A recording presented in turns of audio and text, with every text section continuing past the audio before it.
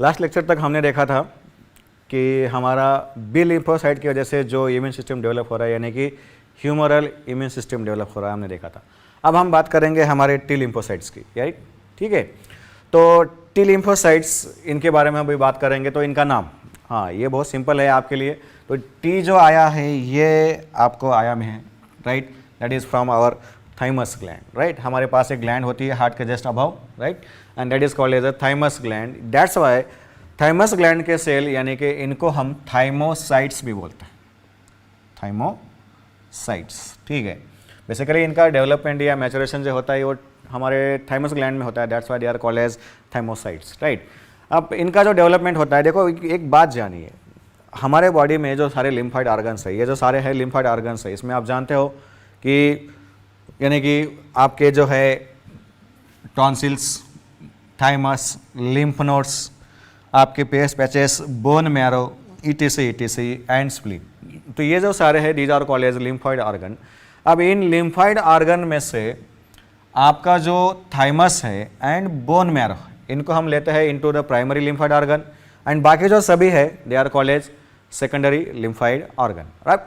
इसका भी मीनिंग आपको पता है कि भाई what is primary lymphoid organ and secondary lymphoid organ. Primary lymphoid organ का मीनिंग ये होता है कि जिस ऑर्गन में आपका majority production of the WBC, और हम बात करेंगे लिम्फोसाइट्स, राइट, यह होता है, उनको हम बोलेंगे प्राइमरी लिम्फाइड ऑर्गन। एंड जिस ऑर्गन में मेजॉरिटी मैचुरेशन, यानी कि उनमें जो लड़ने की क्षमता है वो आना, राइट, वो होता है, उसको हम बोलते हैं सेकेंडरी लिम्फाइड ऑर्गन। अब यहाँ पे शब्द हमने यूज़ किया मेजॉरिटी, इसका मीनिंग यह है कि प्राइमरी लिम्फाइड ऑर्गन में मेजॉरिटी प्रोडक्शन तो होता है, बट वहाँ पे स्मॉल अमाउंट ऑफ मैचुरेशन भी हो सकता है। एंड उसी तरह से सेकेंडरी लिम्फाइड ऑर्गन में वहाँ पे मेजॉरिटी मैचुरेशन तो होता, बट वहाँ पे slight amount of, small amount of production भी होते रहता है, राइट। तो इस तरह से इसमें से bone marrow and thymus both are primary lymphoid organs, right. तो अब इसमें भी the bone marrow, it is very important and it is a main lymphoid organ. हम आगे बात करने वाले, bone marrow it is called as a main lymphoid organ of our body because all WBCs are produced inside the bone, right. तो इसकी वजह से most of the जो सारे आपके जो लिम्फोसाइट्स है ये प्राइमरीली बोन मैरो में ही बनते हैं, राइट। अब बोन मैरो में बनने के बाद इनको हम बोलेंगे लिम्फोसाइट या इमैच्योर लिम्फोसाइट्स, राइट। ये T है या B है, ये अभी तक हम बोल नहीं सकते, राइट। तो इसमें से कुछ बोन मैरो में ही स्लाइट मैचुरेशन होने लगता है, डेवलपमेंट होने लगता है, उनको हम बोलेंगे B सेल्स। एंड उसमें से कुछ जाता है आपके थाइमस ग्लैंड में। नाउ ये जब थाइमस ग्लैंड में जाता है तो उनका थोड़ा सा यहाँ पे डेवलपमेंट होने लगता है, and now they are known as a T lymphocytes. बात समझ में आई आपको? There is a slight maturation, not fully mature yet, अभी तक ये पूरे तरह से लड़ने के लिए सक्षम है नहीं, ठीक है। तो ये दोनों का नामकरण यहाँ पे हो गया। बोन मैरो में जो थोड़े से डेवलप हो गए they are called as B cells, and जो थाइमस में जो डेवलप हुए these are called as T cells. अब ये दोनों भी मैचुरेशन के लिए जाते हैं into our secondary lymphoid organ. अब यहाँ पे आप देख भी पा रहे हो सेकेंडरी लिम्फाइड ऑर्गन, हमने लिम्फ नोड लिया है, ठीक है ना। तो यहाँ पे इनका इंटरेक्शन होता है विद द एंटीजन्स एंड ये डेवलप होने लगता है फॉर द फाइटिंग, ठीक है। तो अब यहाँ पे जाके ये फाइनल इनका मैचुरेशन होने लगता है। Now this is called as a fully mature T cell and now this is called as a fully mature B cell. अब हमारी बात यह है कि हम बात कर रहे हैं T सेल्स के लिए, तो T सेल्स का जो डेवलपमेंट होना है ये कुछ इस तरह से होता है, राइट। तो यहाँ पे इनका जो शुरुआत होता है बोन मैरो से होता है, then they go into the, they are now immature lymphocyte, they migrate to the thymus, and thymus में जाने के बाद they now convert into the T lymphocyte, now they are known as a T lymphocyte, right. And they go into the secondary lymphoid organ and there they have an interaction with the antigens and pathogens and they now become a matured T lymphocyte। अब ये लड़ने के लिए सक्षम हो गए। तो ये ग्राफ आपके पास चाहिए, इसको आप नोट डाउन कीजिए, आप वीडियो पास करके भी नोट डाउन कर सकते हो। हम आगे चलते हैं, ठीक है। चलो अब आगे चलते हैं इसमें। अब देखो ये तो हो गया T सेल का डेवलपमेंट। अब ये काम कैसे करते हैं, राइट। इनका काम करने का तरीका बेसिकली यहाँ पे हम ये पहले सीखेंगे कि ये इम्यून रिस्पांस को कैसे जनरेट करते हैं, राइट। अब जैसे कि आपको पता है कि भाई हम बात कर रहे हैं एक्वायर्ड इम्यूनिटी की। एक्वायर्ड इम्यूनिटी में इम्यूनिटी पहले से नहीं होती है, बाद में बनती है। बाद में कब बनती है? जब आपके बॉडी में पैथोजन आते हैं तब ही ये बनती, राइट। एंड उसी के लिए ही स्पेसिफिक बनती, राइट। तो यहाँ पे देखिए दिस इज आवर मैक्रोफेज, ये उसी का ही सिंपल रूप है मैक्रोफेज, ठीक है। एंड यहाँ पे ये माइक्रोब कॉकस आपको दिख रहा है, यहाँ पे हम सिंपल माइक्रोब लेते हैं, ये माइक्रोब आ गया। तो ये माइक्रोब को इस सेल ने एनगल्फ कर लिया। ये तो आप जानते हो कि it is a component of our innate system and it is engulfing. And engulfing के बाद इनके पास लाइसोजाइम होते हैं, उनका अटैक यहाँ पे होता है and they break the bacteria into multiple pieces, right. But बात ये होती है कि उसको डाइजेस्ट करने के बाद उनका एक पार्ट वो प्रिजर्व कर लेते हैं एंड दैट इज़ इनके ऊपर जो एंटीजन था इसको ये प्रिजर्व कर लेते हैं। एंड एंटीजन को प्रिजर्व करने के बाद इनके पास एक खास प्रोटीन होता है जिसको हम सिंपल लैंग्वेज में सेल्फ प्रोटीन बोलेंगे। इसको हम नाम भी दे सकते हैं, इसको MHC भी बोला जाता है या इसको HLA भी बोलते हैं, इसके बारे में हम चर्चा करेंगे। बेसिकली मेजर हिस्टोकम्पैटिबिलिटी कॉम्प्लेक्स या ह्यूमन ल्यूकोसाइट एंटीजन इसको बोला जाता है, राइट। तो इस प्रोटीन का यूज़ ये करके बेसिकली इसमें ये एंटीजन बिठाया जाता है एंड इसको ऐसे सेल सरफेस के ऊपर लाया जाता है जिसमें एंटीजन होता है, आप यहाँ पे देख पा रहे हो, राइट। एंड इस प्रोटीन को आपके जो हेल्पर टी सेल, अभी टी सेल में 4 प्रकार के सेल आते हैं, अभी हम बात करेंगे उसमें से एक प्रकार जो है helper T cell. Helper T cell इस सेल प्रोटीन को पहचान सकते हैं एंड उसको ये अटैच हो सकते हैं। अब अटैच तो हो रहा है लेकिन बीच में आपका बैठा है एंटीजन, राइट। अब इस एंटीजन को ये यहाँ से इधर ट्रांसफ़र किया जाता है, यानी कि मैक्रोफेज से हेल्पर टी सेल को दिया जा रहा है। तो बेसिकली बात क्या हो रही है, देखिए यहाँ पे मैक्रोफेज क्या कर रहा है, एंटीजन को हेल्पर टी सेल को ट्रांसफ़र कर रहा है, यानी कि एंटीजन को हेल्पर टी सेल को ये प्रेजेंट कर रहा है। That's why our macrophage is also known as antigen presenting cell. Antigen presenting cell, बात समझ में आ रही है। तो मैक्रोफेज को ही हम बोलते हैं antigen presenting cell because it is presenting the antigen of the microbe to the helper T cell. अब हेल्पर टी सेल यानी कि टी सेल आप जानते हो ये होशियार सेल है, सोचने की क्षमता इनके पास है, चीज़ों को समझने की क्षमता इनके पास है। तो इस एंटीजन को ये एनालिसिस कर लेते, right, they analyse the antigen and उसको प्रोसेस भी कर लेते हैं एंड उसको मारने के लिए जो सिग्नल्स चाहिए वो सिग्नल्स को ये देते हैं आपकी बी सेल्स को as well as other type के टी सेल को, जिसमें साइटोटॉक्सिक टी सेल या किलर टी सेल्स आते हैं, राइट। अब ये मैसेज किसके थ्रू देंगे, राइट, मैसेंजर मॉलिक्यूल के थ्रू। मैसेंजर मॉलिक्यूल को हम क्या बोलते हैं, साइटोकाइंस, राइट। बट इन साइटोकाइंस को यहां पे हम बोलते हैं लिम्फोकाइंस। लिम्फोकाइंस क्योंकि ये 2 लिम्फोसाइट्स के बीच में ये मैसेज दे रहे हैं, that's why they are called as lymphokines. अब जैसे ही इस लिम्फोकाइंस का मैसेज मिल जाएगा बी सेल्स को, B cell become activated. But बात यह है कि उनके पास भी थोड़ा सा दिमाग होता है एंड वो खुद से ये बात करते हैं कि भाई मैं अकेला ये खुद इतनी लड़ाई नहीं लड़ सकता, तो ये काम करते हैं कि भाई इनका ये प्रतिरूप बना लेते हैं, यानी कि इनके जैसे ही एक्टिवेटेड सेल ये को और प्रोड्यूस करते हैं। ऐसे मल्टीपल सेल यहाँ पे सेम प्रकार के सेल। अब आप ये जानते हो कि भाई सेम प्रकार के सेल प्रोड्यूस करना, इसको हम क्लोनिंग बोलते हैं, दिस कॉल्ड एज क्लोनिंग, या इसी को हम बोलेंगे प्रोलिफरेशन, क्लोनिंग और प्रोलिफरेशन, ठीक है। एंड ये मल्टीपल सेल बनने के बाद they get activated into plasma cell and plasma cell secrete basically your antibodies और गामा ग्लोबुलिन्स, ठीक है। एंड ये gamma globulin attack on your microbe और पैथोजन। बात समझ में आ रही है। तो इस सिस्टम को हमने बोला ह्यूमरल इम्यून रिस्पॉन्स, HIR। बात समझ में आ रही है, या एंटीबॉडी मेडिएटेड इम्यूनिटी या ह्यूमरल इम्यूनिटी बोलेंगे।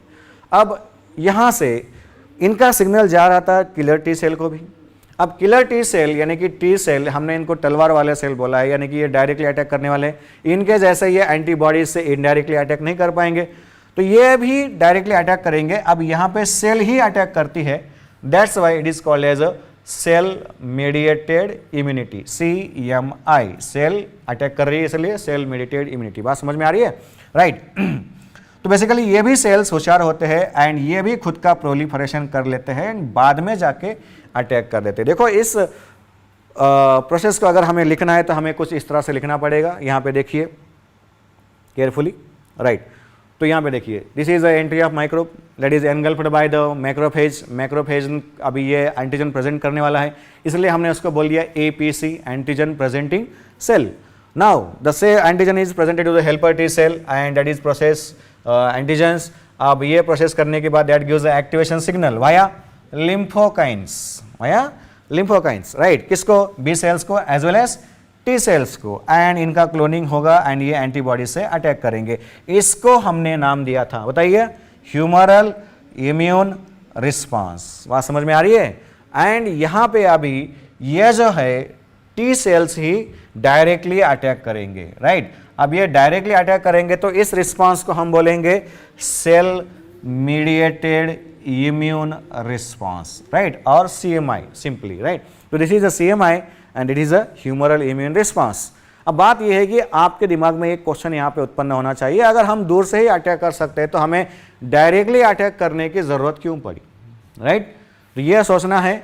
अब ये सोचते समय आपको ये सारी बातें लिखना भी है, तो ये स्लाइड आपको कॉपी करना है पूरी तरह से, इसको कॉपी कर लीजिए, हमने आपको प्रिंट आउट के फॉर्म में भी दिया है, ठीक है।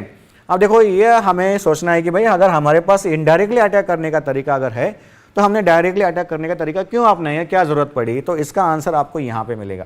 देखो दोनों भी इम्यून सिस्टम माइक्रोब पे तो अटैक कर सकते हैं, बट एंटीबॉडीज ये हमारे खुद के सेल के ऊपर कभी अटैक नहीं कर सकते, राइट। एंड इसकी वजह से हमारे infected cell, what is meaning of infected cell, तो हमारे सेल के अंदर अगर पैथोजन जाके बैठा है तो उसको हम बोलेंगे इन्फेक्टेड सेल।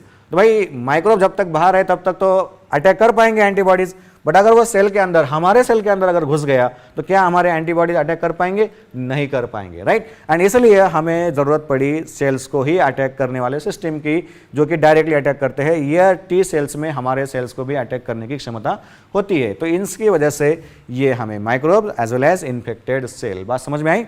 चलो, तो ये आपका राइटिंग करना है, आपका इसको आप वीडियो पॉज करके राइटिंग भी कर सकते हो। चलो हम आगे चलते हैं इसमें।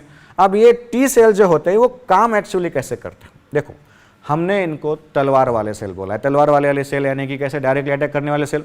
अब तलवार से हम मैक्सिमम क्या कर सकते हैं, किसी के बॉडी में होल, राइट। अब देखो इनकी तलवार कैसे चलती है। देखो अब ये समझो कि ये इन्फेक्टेड सेल है या माइक्रोब है, कोई भी एक, ठीक है ना, ये दोनों के ऊपर भी अटैक कर सकती है। अब ये इन्फेक्टेड सेल या माइक्रोब अगर रहेगा तो ये जो किलर टी सेल ये डायरेक्टली अटैक करते हैं, मतलब ये डायरेक्टली भीड़ के अटैक करते हैं। ये टी सेल जाके इसको अटैच हो जाती है। अटैच होने के बाद यहाँ पे आपको कुछ रेड कलर के प्रोटीन दिख रहे हैं, तो ये रेड कलर के प्रोटीन जो होते हैं ये इनके ऊपर सिक्रेट किए जाते हैं।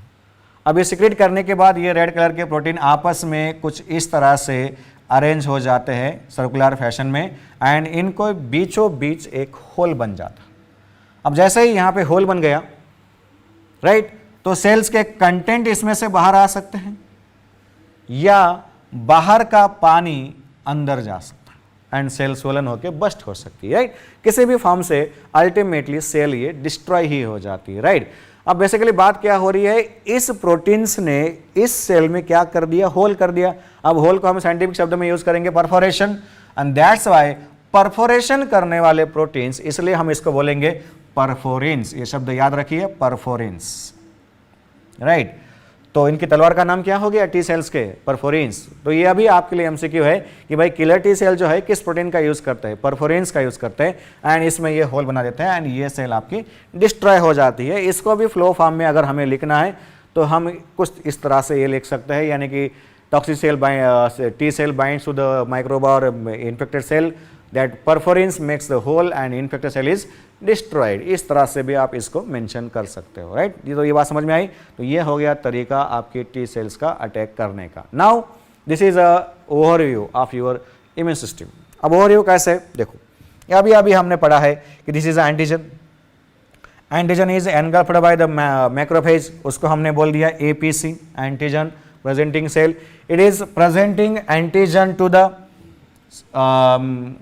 helper T cell, and helper T cell is activating your B cells as well as killer T cells। बात समझ में आ रही है, राइट। अब देखो यहाँ पे इस सिस्टम को हमने बोल दिया ह्यूमरल इम्यून रिस्पांस, एंड ये जो डायरेक्टली अटैक हो रहा है इसको हमने बोल दिया सेल मीडिएटेड इम्यून रिस्पांस या CMI। ये बात समझ में आ रही है। अब इस चार्ट में आपको कुछ दो बातें और याद रखनी है या उसके ऊपर कॉन्सेंट्रेट करना है, क्योंकि इसका यूज हमें आगे होने वाला है।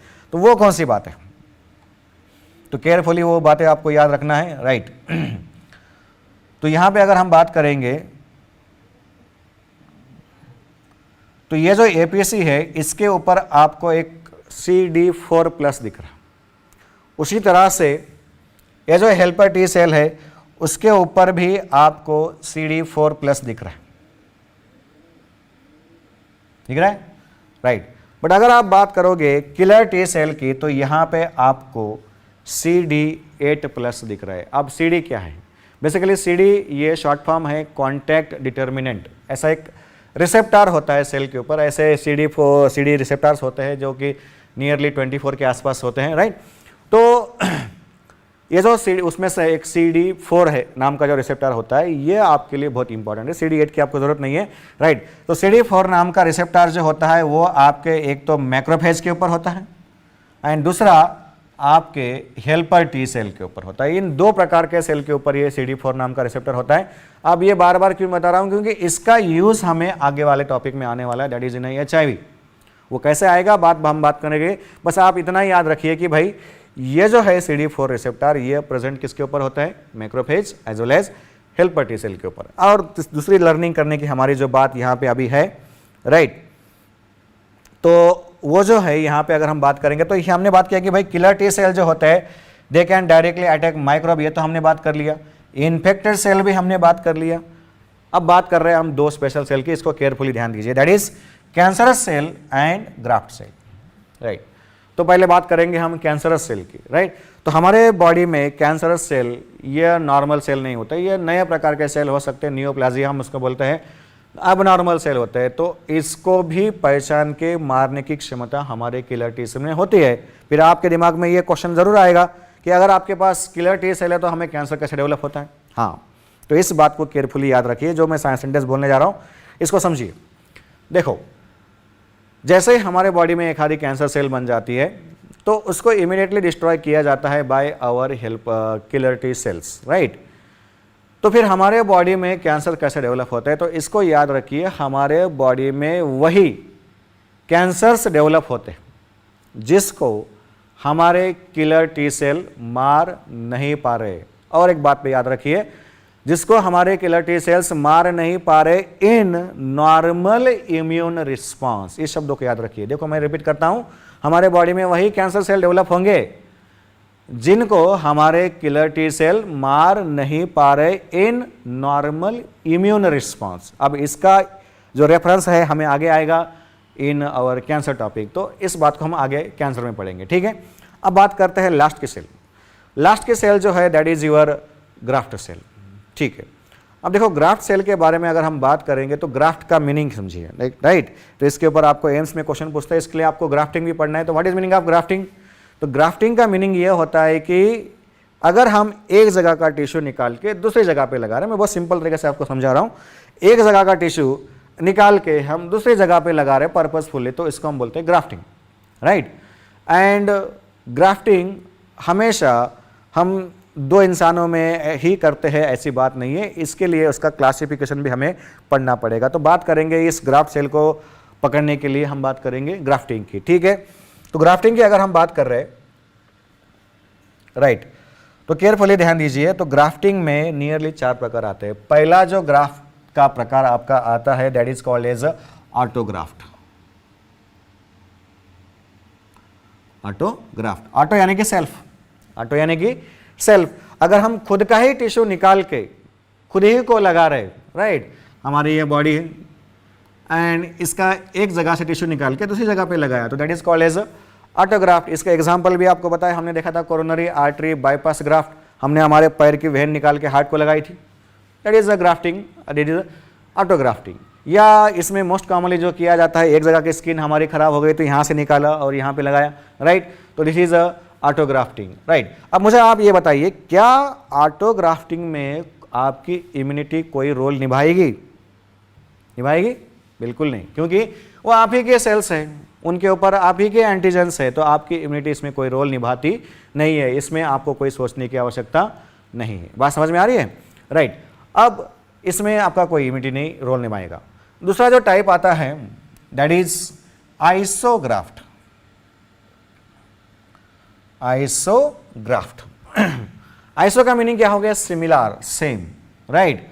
तो ये बेसिकली हम एक ही इंडिविजुअल में नहीं, ये हम 2 इंडिविजुअल में कर रहे हैं, राइट। तो 2 इंडिविजुअल, एक इंडिविजुअल का हम निकाल के टिश्यू दूसरे इंडिविजुअल को अगर लगा रहे थे, that is called as isografting, but कब आइसोग्राफ्टिंग हम बोलेंगे? जब ये दोनों भी इंडिविजुअल सेम है। सेम है in the sense they are genetically same. कैसे सेम? जेनेटिकली सिमिलर, यानी कि जेनेटिकली आइडेंटिकल इंडिविजुअल्स में अगर हम ये ट्रांसप्लांट कर रहे हैं या ग्राफ्टिंग कर रहे हैं तो that is called as isograft. क्या आप मुझे इसका एग्जांपल दे सकते हो ऐसे दो पर्सन का? किनको हम बोल सकते हैं? Yes, monozygotic twins. Monozygotic twins, बात समझ में आ रहा है? डाइजाइगोटिक ट्विंस को हम आइसोग्राफ्टिंग नहीं बोल सकते, they are siblings with the same birth date, right? तो ये हो गया आपका आइसोग्राफ्ट। क्या बताया मैंने definition? It is a grafting in between two genetically identical individuals. बात समझ में आई? तो यहां पे ये बताइए, क्या यहां पे इम्यूनिटी कोई रोल निभाएगी? नो। तो इन दो ग्राफ्टिंग में हमें बिल्कुल सोचने की आवश्यकता नहीं होती। हम यहां पे डायरेक्टली ग्राफ्टिंग कर सकते हैं क्योंकि इम्यूनिटी कोई रोल निभाएगी नहीं। लेकिन अब यहां से आगे जो हम जा रहे हैं इसमें हमें जरूर सोचना पड़ेगा।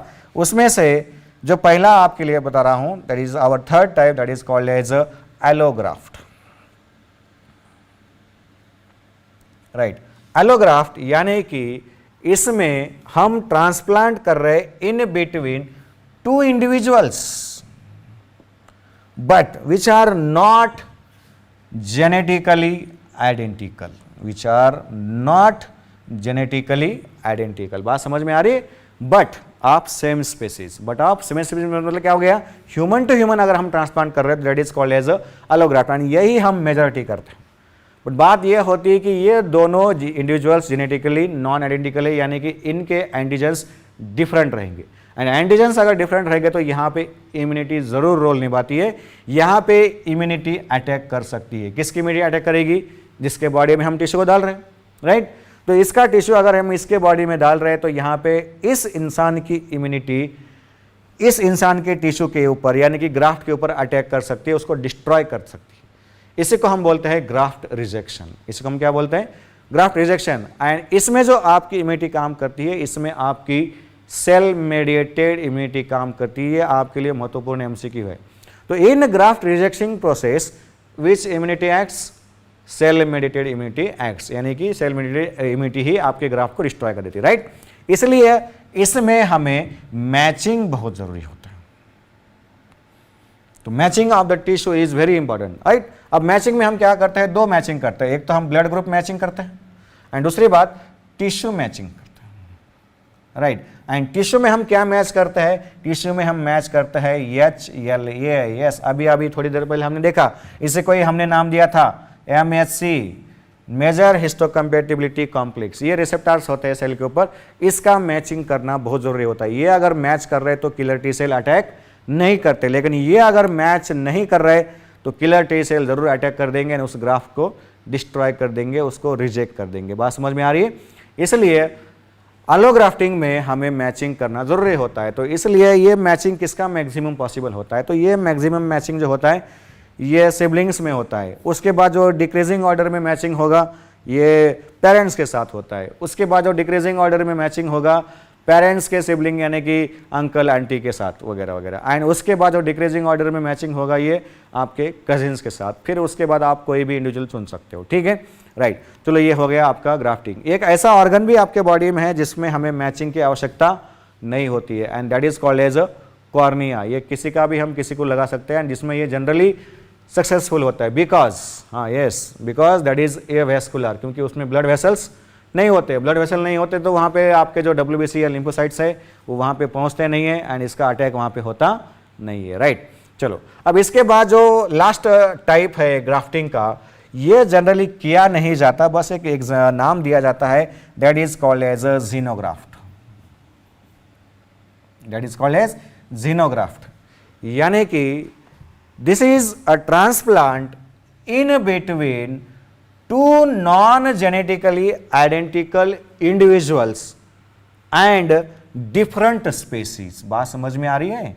डिफरेंट स्पेसीज अगर हम यूज कर रहे हैं, बात समझ में आ रही है? ये इंसान है, ये एनिमल है, इनमें अगर हम ट्रांसप्लांट कर रहे हैं that is called as a xenografting. ये पॉसिबिलिटी की बात नहीं है, बस एक टर्म दी जाती है, इसमें कोई हम करते नहीं, क्योंकि यहाँ पे तो इमीडिएट आपकी तुरंत अटैक कर देगी और ग्राफ्ट को रिजेक्ट कर देगी। तो these are some types of grafting, that is autograft, isograft. तो किन दो ग्राफ्टिंग में हमें मैचिंग की आवश्यकता नहीं है, इन दोनों में हमें मैचिंग की आवश्यकता नहीं है, इनमें मैचिंग करना पड़ेगा, इसमें हो सकता है तो इसमें तो पॉसिबल ही नहीं है। चलो, तो ये हो गया हमारा ग्राफ्टिंग, ठीक है।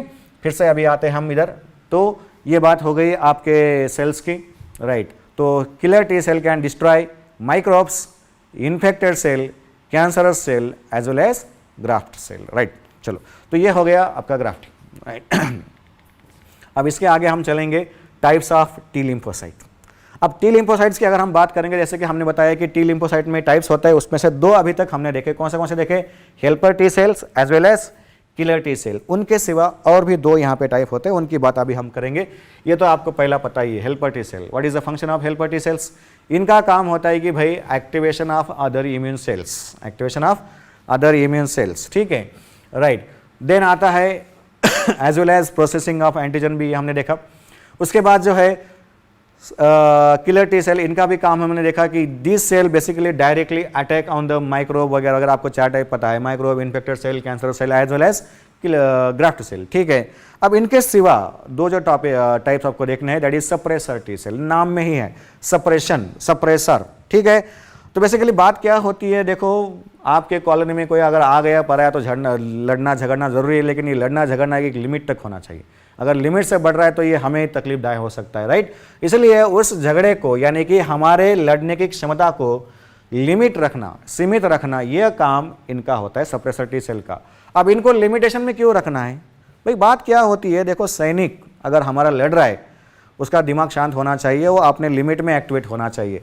अगर वो ओवर एक्टिवेशन अगर होता है तो आपको पता है आगे वाला कौन आएगा वो समझ नहीं सकता, एंड किसी को भी अटैक कर सकता है। मतलब क्या हो सकता है, अगर हमारा इम्यून सिस्टम ज़्यादा ही एक्टिवेट हो गया, हमारे खुद के सेल के ऊपर भी वो अटैक कर सकता है, यानी कि हमें ऑटो इम्यूनिटी डेवलप हो सकती है। तो ऑटो इम्यूनिटी डेवलप ना होने देना, हमारे रिस्पांस को ओवर एक्टिवेट ना होने देना, यह काम किसका है? सप्रेसर सेल का है। एंड इसके बाद जो लास्ट सेल है दैट इज मेमोरी सेल। देखो मेमोरी तो हमने बात की थी कि इस सिस्टम की इंपॉर्टेंट प्रॉपर्टी है, एंड उसके लिए भी हमारे पास सेल्स होते हैं। एंड ये जो मेमोरी सेल्स होते हैं, प्रायरली एक्सपोज्ड पैथोजन के साथ जो हमारी लड़ाई झगड़ा हुआ, उसका जो इन्फॉर्मेशन है वगैरह वगैरह, ये सब स्टोर करने का काम करते हैं। That is they retain the memory of previously exposed antigen, ऐसे हम बोलते हैं। एंड जरूरत पड़ने पे ये सेल हेल्पर टी सेल में भी कन्वर्ट हो सकते हैं इन सेकेंडरी इम्यून रिस्पॉन्स। तो this was your cell mediated immunity. बात समझ में आई?